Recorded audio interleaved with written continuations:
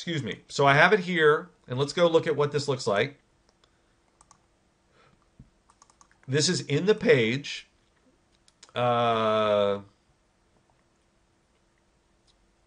Search.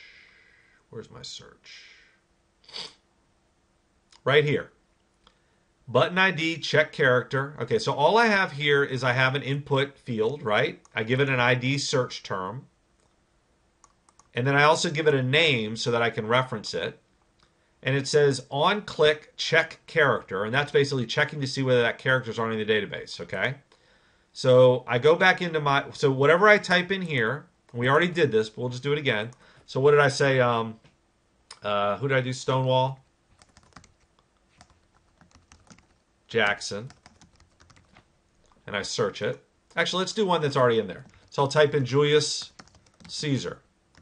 So what it's going to do, it searches, and it shows me that I already have a Julius Caesar in there, and I can use that one if I want, right? I just click find, and it changes it to that. But let's do that again.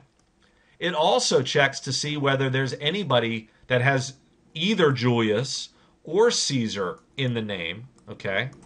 Because somebody might type in Emperor Julius Caesar or anything like that, and you want to check and see whether you have it because you don't want to necessarily put duplicates into the database. All right, so Julius Caesar right there.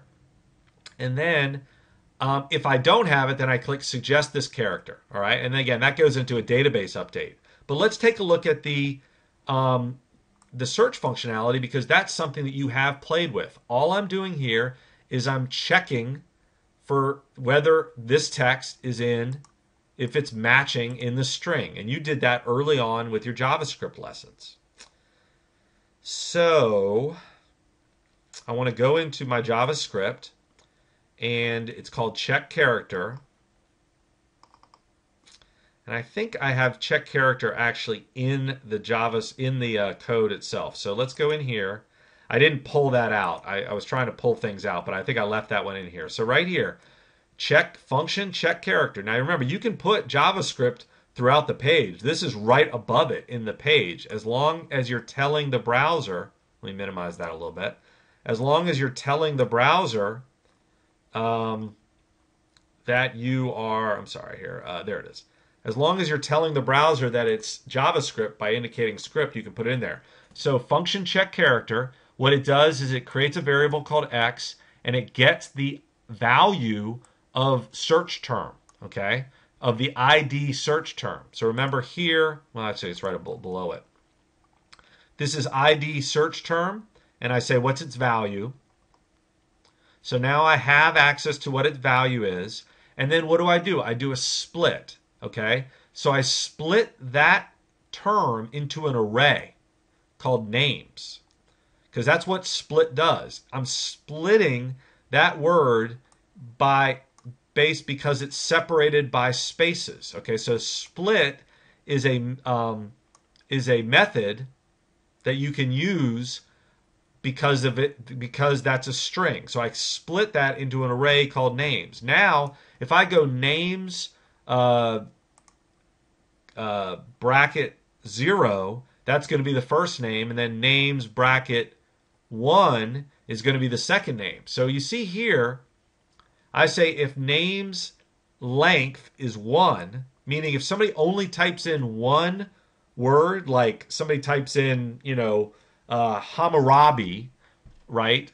Then I don't want it to be searching on, be assuming that there are two names. So I'm basically customizing it. So if names length is 1, then the search term 1 is going to be the first name, and I convert it to lowercase because remember, JavaScript is case sensitive. So if I'm searching Julius Caesar with capital J, and somebody already has Julius Caesar with lowercase j, it's not going to come up. So I convert it to lowercase, and then I create search term 2, which is no name provided. Okay, but if it's greater than 1, meaning that there's 2 words, or Peter the Great or something like that, Alexander the Great, then it's going to create name 1 is lowercase, name, this is the first name, and then the second name. And actually, I don't have it, so it searches on 3 names. I just did 2 names there.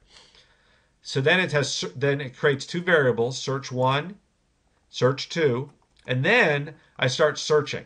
Okay. So first off, I create a search check variable, and that's basically going to tell me, it's going to count how many times there is a search that it's matched in the text. If there's one match, I want to show those options. So then it's going to do my array again. It's going to cycle through all my people. Okay. Okay, and so what I do here is I create a variable for list, and that's like what I did for that text thing earlier. And then message is where I'm going to give that message that says either there's somebody in the database or not. But look here, and this gets a little complicated because I'm doing, to lowercase, I'm changing things to lowercase in order to compare them. So here I take the name from the database, right? And remember, the first one is going to be Julius Caesar, and I create a variable called p first, and that, I don't remember what st stands for, and then p last, and then I change those. I think that's like how it came in, and then I change that to lowercase. And so I change these to lowercase. These are the array values, and I change them to lowercase, and then I say if first, right, Julius equals my search term 1, or p first equals my search term 2, or p last equals my search term 1, or p last equals search term 2, then I want to increment up. Remember, we did this in our for statement over here. Then I want to increment up search check. So that's only going to bump up from 0 here if the search value is greater than, or if it's matched, okay? And if it is, then I want to show that value. So at that point, I go back and get the unchanged, not to lowercase value, p first plus p last, plus I put a button in here that then says that you can feature it, right? And remember, I send it the ID, and that's the same function that we used earlier. So now if I click on this button, it's going to do the same thing that would happen if I click on the image. Okay? And if that is the case, then I want to show this section right here. I want to show it. Okay? All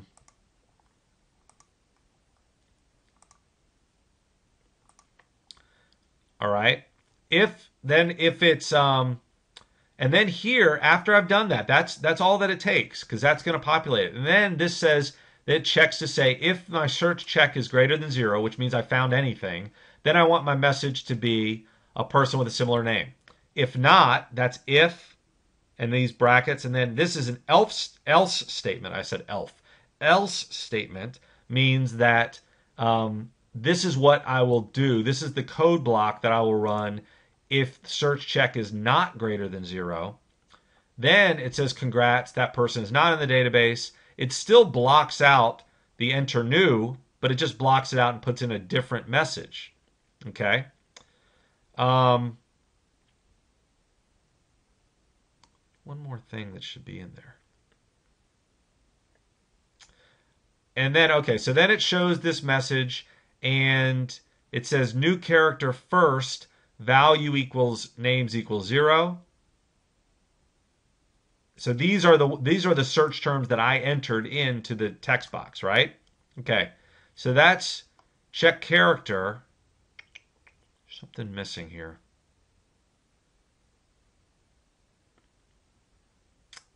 Oh, no, I'm sorry. Here it is. So then that identifies, this assigns to a ID new character first, new character last. And so what does it do there? Right here. It then blocks this information, which is a form where now the person can update the database. Okay, and you've seen this. This is a form, and it sends the information to this page, WaxMuseum update, and it puts these values in here. And now this, which was hidden, right? This was hidden, but now it's blocked with enter new here, and it says, so now you can click submit and enter that value. All right, so that's that's pretty that's a lot of code. Okay, I'm not going to lie to you, that's a lot of code.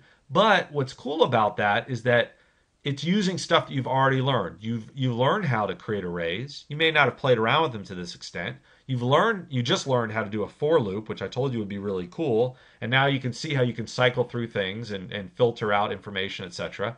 You've learned some of the methods for text, like splits and that kind of things. Um, and you've learned if statements, right? So these are some cool things that you can put together and make a pretty robust web page. All right. So just wanted to show you that, and take your time, look at the code a little bit, copy it down if you want, and put it on your own. Put it on your own site. The thing to be aware of is this one we're going to talk about later. This is something called Jquery, which is very cool and will save you a lot of time. But we needed to go over the basics of JavaScript before we did it. So we're going to start working over that in some of the next few lessons. But this is something that's pretty cool. Take a look at it and move forward from there. All right.